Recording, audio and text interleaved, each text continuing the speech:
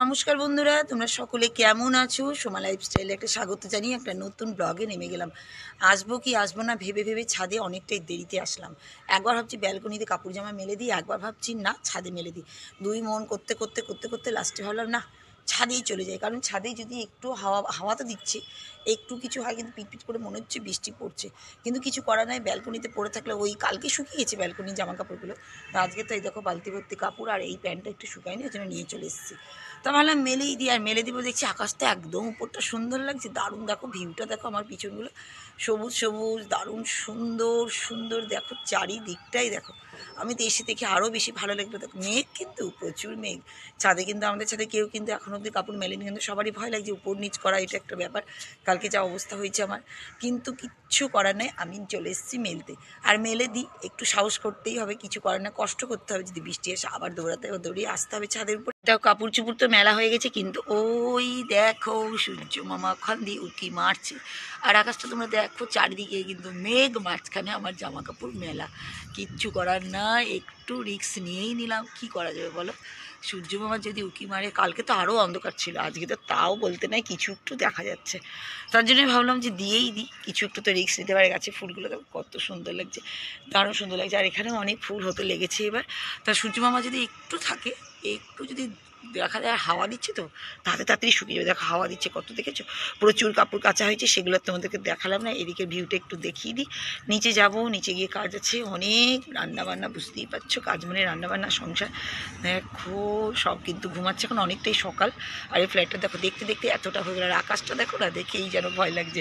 যাই হোক, অনেকটাই তোমাদের দেখিয়ে দিলাম আমাদের ভরপুরের ভিউ, মানে আমাদের ফ্ল্যাটের আশেপাশের ভিউটা। দেখো চারিদিকেই কিন্তু আমাদের এখানে ফ্ল্যাট, চারিদিকেই শুধু। বন্ধুরা দেখো, বসে পড়েছি, অনেক কাজ করে নিয়েছি ছাদ থেকে আসার পরে। আর এখন না একটু অন্ধকার অন্ধকার লাগছে বলে লাইট জেলে কিন্তু আমি ভিডিওটা করছি, জানো তো। তার কারণ হচ্ছে, কারণ তোমরা মানে দেখতে পাবে না। আর এখানে শাকও কাটছি, শাকেটাকে যদি কোনো চুল টুল চলে যায়, এই জন্যই, জানো তো। তা এমনি বৃষ্টি সেরকম আর পড়ছে না, একটু তখন পিটপিট করে পড়লো, দিয়ে হয়ে গেল। ছাদে আছে তো নিজে নিজে আসিয়ে যাবে, হাওয়াও দিচ্ছি উপরটায়, মানে শুকিয়ে যাবে। আর না হলে একটু পরে গিয়ে তুলে নেবো যদি বৃষ্টি পড়ে, সেটা নিয়ে কোনো ব্যাপার নেই। কিন্তু ছাদে থাকলে কি হাওয়া বাতাসে তাড়াতাড়ি হয়ে যায়। আর আমি দেখো বসে গিয়েছি লাল শাক কাটতে, অনেকটা কেটে নিয়েছি। ভিডিও ছাড়ছিলাম নিজের, তারপরে এই ভাত হচ্ছিলো ওইদিকে দেখছিলাম, আবার তোমাদের ভিডিও কিছুটা চালু করে রেখেছিলাম, ওই জন্য কিছুটা শাক কাটার পরেই তোমাদের সঙ্গে ভিডিওটা কন্টিনিউ করতে লাগলাম। তা এখন লাল শাক বেঁচেছিলো, রেখে দিয়েছিলাম ফ্রিজে, তার অর্ধেকটা করছে, যে শেষ করে দেবো লাল শাকটা। আর আজকে শুক্রবার, আজকে করব ডাঁটা, করলা, আলু দিয়ে শুক্তো করবো। অনেক দিন খাইনি শুক্তো, একদম তিতো তিতো একটু শুক্তো। দেখো শাকটা কিন্তু আমি চাপিয়ে দিয়েছি, একটু সিদ্ধ তো দিতেই হবে, তার কারণ হচ্ছে আস্তে দিয়ে, কারণ আমি পালাবো এখন। আর শাক দিয়ে আস্তে আস্তে হয় না, খুব ভালো হয়। আর একটু আমি শুকনো দিয়ে দিতে ভালো হয়, জানো তো খেতে। দেখো কেমন লাগছে। দেখ এই ঘরে তো রান্নাঘরে লাইটটা এখন অফ করে রাখবো, আর ঘরেও লাইট জ্বালিয়ে করতে হচ্ছে, কারণ দেখা যাচ্ছে কিন্তু অন্ধকারটা বেশি, জানো তো। তো এই দেখো আমি দেখাচ্ছি, এই দেখো বসে পড়েছিলাম ডাঁটা কাটতে। ডাঁটা কিছুটা কেটেছি, এখানে করলা আছে, কাটবো, একটা একটা করে কাটবো আর করব। তা আকাশটা বৃষ্টি হচ্ছে না, কিন্তু যেন মেঘটা কেমন কেমন হয়ে আছে, দেখো কেমন কেমন লাগছে আমাকে। আর দেখো কালকে তোমাদের দাদাভাই ভিজে ভিজে এসছে স্কুল থেকে, প্যান্টটাকে মেলে রেখেছি, এখনটা শুকিয়ে গেছে, সেটার জন্য নয়। কিন্তু আজকে আবার যদি, আজকে হবে না, কেমন অন্য কোনো জায়গায় হচ্ছে মনে হচ্ছে, মানে কেমন কেমন গুমোট বেঁধে আছে। আর নিচে তো ঘরে বেশি অন্ধকার লাগে। আমি রান্না করতে করতে পালিয়ে এসেছি, এদিকে বৃষ্টি পড়ছে। তোমাদের দাদাভাইকে বললাম দেখো দেখো, ও দেখি দেখো পিটিট করে বৃষ্টি পড়ছে। যাই হোক, কাপড় কিন্তু আমার আসিয়ে গেছে, জানো তো। এই দেখো কাপড় টুপড় সব আসিয়ে গেছে, আমি না এগুলোকে তুলে নিয়ে পালাই। তারপরে এসে দেখেছি, আর আকাশের অবস্থা দেখো, আকাশ দেখো দেখো দেখো দেখো দেখো। এবার নিয়ে পালিয়ে যাবো, এবার আসিয়ে গেছে তো। এবার এসেছি, আর গিয়ে কড়াইও চাপিয়ে দিয়েছি। আর এদিকে প্রেসার কুকারে দিয়ে করলাটা একটু ভাপানি দিয়ে দিচ্ছে, কারণ একটু সিদ্ধ হয়ে নরম কচি কচি আছে, কিন্তু সিদ্ধ হয়ে গেলে ভালো হয়। ভয় পেয়ে গেলাম আমি। আর এদিকে দেখো আলু কেটে নিয়েছি, আলুটাকেও সঙ্গে সঙ্গে না ভেজে নেব, ভেজে উঠিয়ে দিলে টেস্টটা বেশি হয়। আর আজকে রসুন টসুন দেবো না, আদা জিরে বাটা দিয়ে করবো, একদম নিরামিষভাবে হবে। এটাও খুব ভালো লাগে, সর্ষে পোস্ত দিয়েও হয়, কিন্তু হয়তো রুটি মুটি খাই তো তখন ভাবো পেটের মধ্যে গ্যাস হয়ে যায় যদি, ওই জন্য সর্ষে পোস্তটা আমরা বেশিরভাগই অ্যাভয়েড করি, একদমই খাই না। এই জন্য আদা জিরে বাটা দিয়ে দারুণ লাগে। যাবে না, অনেক সিটি হয়ে গেল, মানে 3-4 সিটি হয়েই গেল। আর বেশি তো সিদ্ধ দেবো না, কারণ তো সিদ্ধ না, জাস্ট একটু নরম হওয়ার জন্যই দিব। তরকারিটা খেতে না দারুণ লাগবে। তাহলে দেখো ডাঁটা আলুটা ভেজে নিয়েছি, করলাটা চাপিয়েছি, দিয়ে তোমার দাদাভাই বেরিয়ে যাচ্ছে, বৃষ্টি আবার আসলে মনে হচ্ছে, পিছপিছ করে পড়ছে। রেনকোট পরিয়েছি, কিছুতে পড়বে না বলছে, পড়ে যাও, কালকে ভিজেছে। অন্ধকার একদম, বাইরে দেখবে ঘুটঘুটা অন্ধকার, বাইরে ঠান্ডাও লাগছে, ঠান্ডাও লাগছে, মানে আবার বৃষ্টি হবে, পিটপিটানি বৃষ্টি শুরু হয়ে যাবে। এখানকার লাইটটা জ্বালিয়েছে বলে তো এইটা কি সুন্দর লাগছে লাইটটা। হ্যাঁ, এটা বেরিয়ে যাচ্ছে, লাইটটা কি ভালো লাগছে না, দারুণ সুন্দর লাগছে। আবার যাবো, দিয়ে গ্যাসটা আস্তে করে রেখে দিয়ে এসেছি। কি অন্ধকার, লিফটেও কিছু দেখা যাচ্ছে না, এত অন্ধকার দেখো। এদিকে তো সব অন্ধকার, মানে যেটুকু আলো আসছে দেখো, লাইট জ্বালি না, বাপরে অবস্থা খারাপ। আর দেখো তরকারিটা কিন্তু আমি চাপিয়ে দিলাম, আর আদা জিরে বাটা দিয়ে তো আলাদা একটা টেস্ট লাগছে, জানো তো। তা এখন অবধি আমাকে কিন্তু একটু সিদ্ধ করতে দিতে হবে, তার কারণ হচ্ছে আস্তে করে দিয়ে আমি এখন পালাবো ব্যালকনিতে। চলো, আর এখানে কিন্তু আমি দেখো শাকটাও কিন্তু করে রেখে দিয়েছি।